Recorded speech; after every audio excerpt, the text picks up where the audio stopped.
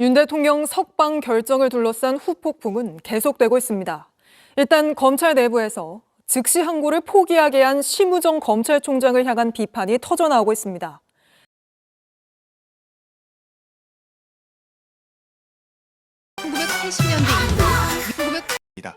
즉시 항고를 하여 또 다른 위헌 소지를 불러일으킬 것은 맞지 않다고 생각했습니다. 심 총장은 수사팀 반발에 법원의 구속 취소 이후 27시간이 지나서야 대통령 석방을 지휘했고 이후 그 이유까지 직접 설명했지만 검찰 내부의 반발은 잦아들지 않고 있습니다. 특히 구속기간을 날짜가 아닌 시간으로 규정해 구속을 취소한 법원 결정에 항고하지 않은 것에 대한 반발이 컸습니다. 광주고검의 한 검사는 검찰 내부망에 구속 피고인들이 윤 대통령과 비슷한 주장을 할 가능성이 커졌다라며 즉시 항고를 포기한 명확한 이유와 근거를 공유해달라고 했습니다. 수원지검의 한 부장검사는 한순간에 불법 체포 구금의 범법자라는 오명을 뒤집어 쓰게 되었다며 대검 수뇌부를 강도 높게 비판했습니다. 중범죄를 지은 피고인을 풀어준 것에 대해 창원지검의 한 부장검사는 도주 및 증거인멸에 대한 대비가 전혀 이루어지지 않은 상태에서 구속 취소로 석방이 확정될 경우 또 다른 위험이 있다고 썼습니다. 반발이 이어지자 대검찰청은 오늘 즉시 항고는 하지 않았지만 재판 과정에서 바로잡겠다며 종전대로 시간이 아닌 날로 산정하라는 방침을 내렸습니다. JTBC 김영민입니다. 80년대 이후 검찰은 법원의 구속기간 계산법에 대해 납득하기 어렵다면서도 아무런 불복 절차를 밟지 않고 있습니다. 즉시 항고는 위헌 소지가 있어 못한다고 해놓고 또 다른 불복 절차인 보통 항고는 즉시 항고가 가능해서 못한다는 이상한 논리인데요. 윤상문 기자가 보도합니다. 법원 구속 취소 결정에 불복할 수 있는 방법은 항고입니다. 검찰이 항고를 하면 고등법원, 재항고를 하면 대법원 판단까지 받아볼 수 있습니다. 항고는 즉시 항고와 보통 항고 두 가지가 있습니다. 차이점은 법원 구속 취소 결정의 효력이 함께 정지되냐 아니냐입니다. 즉시 항고를 하면 구속 취소 효력도 정지됩니다. 윤석열 대통령이 계속 구속된 상태에서 상급 법원의 판단을 받아볼 수 있었던 겁니다.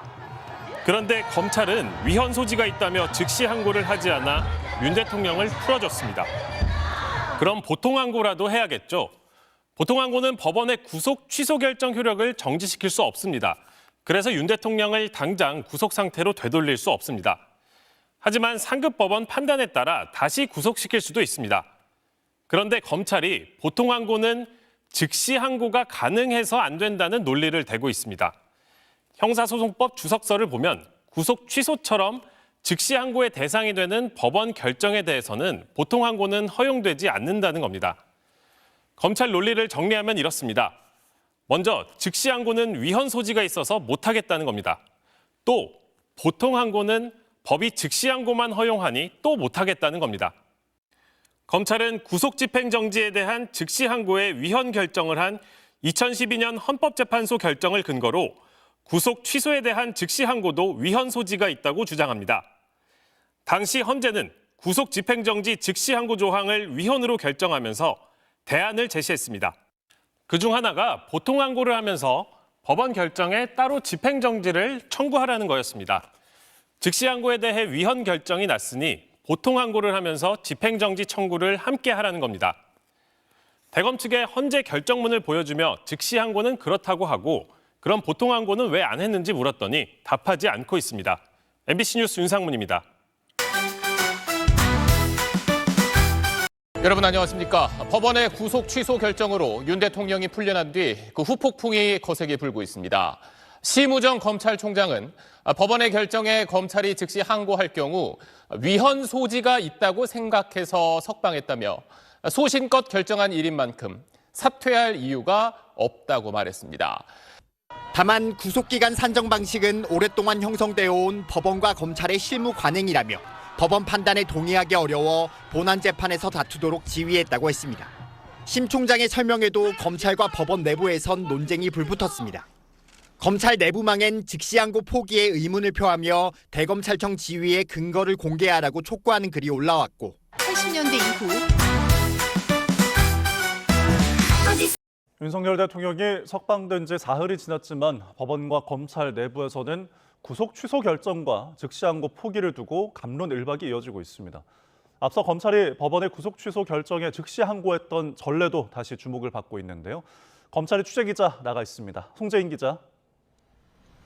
여전히 명문 규정으로 남아있는 구속 취소에 대한 즉시 항고를 적절성 여부도 따지지 않고 포기하는 건 검사로서 직무에 부합하지 않는다는 건데요. 실제 지난 2023년 법원이 공동공갈 혐의로 구속된 피고인에 대해 구속 취소를 결정하자 울산지검 검사가 즉시 항고한 사례도 조명받고 있습니다. 검찰 관계자는 이 같은 일선의 소수 사례가 기준이 될 순 없고 당시에 석방과 함께 즉시 항고를 해서 절차적으로도 문제의 소지가 있었다고 말했는데요. 네, 내란 사건 재판부의 구속 취소 결정에 대해서도 법원 내부에서 비판의 목소리가 나왔죠. 네, 부산지법 김도균 부장판사는 어제 법원 내부망 코트넷에 구속 취소가 유감이라는 제목의 글을 올렸습니다. 무엇보다 재판부가 윤 대통령 구속 기간을 날이 아닌 시간으로 계산한 데 대해 검사의 구속 기간은 열흘, 즉 날로 정해져 있을 뿐 시간인 240시간으로 규정돼 있지 않다고 비판했습니다. 재판부의 결정대로라면 피의자 측에서 구속적 부심을 반복해서 사실상 구속기간의 상당 부분을 무력화하는 경우까지 발생할 수 있을 거라고 우려했습니다. 네, 두 조직 일각에서는 서로의 판단을 향한 의문도 제기하고 있다고요. 검찰 일각에서는 구속 취소 결정문에서 공수처 수사권이 언급된 마지막 부분에 주목하면서 내란 사건 재판부가 어쩌면 검찰의 즉시 항고를 내심 기대했던 것 아니냐는 의문도 품고 있습니다. 매끄럽지만은 않았던 절차적 문제에 대해 상급 법원들의 판단을 먼저 받아낸 뒤 1심 재판부는 정리가 되면 혐의에 대한 실체적인 판단에 집중하려 했던 의도가 아니겠느냐는 의견도 일부 있습니다. 지금까지 검찰 특수본에서 YTN 송재인입니다.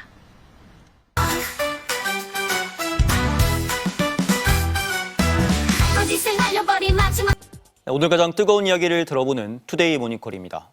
검찰총장 출신인 윤석열 대통령이 온갖 법 기술을 동원하다가 결국 구속 취소까지 이끌어냈습니다.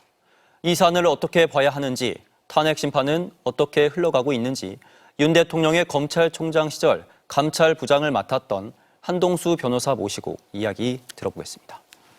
안녕하세요. 네, 안녕하십니까. 한동수 변호사입니다. 그 대검에서 감찰부장으로 근무하면서 약 1년 5개월 정도 그 윤석열 검찰총장의 모습과 행동을 지켜보았습니다.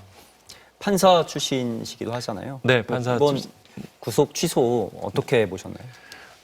너무나 참담합니다. 그 판사 출신 법조인으로서 부끄럽고 국민들께 죄송합니다. 즉시 항고를 하지 않았던 부분에 대해서 좀 논란이 되고 있는데 이 부분이 검찰의 잘못인가요? 아니면 갑자기 기준을 바꾼 법원의 잘못인가요? 저는 둘 다 잘못이라고 생각합니다. 객관적으로 더 명백하게 드러난 것은 그 검찰의 즉시 항고권을 행사하지 않은 것이고요. 또 보다 근본적으로는 저는 판사 출신으로서 그 판사의 위법부당한 결정이라고 생각합니다.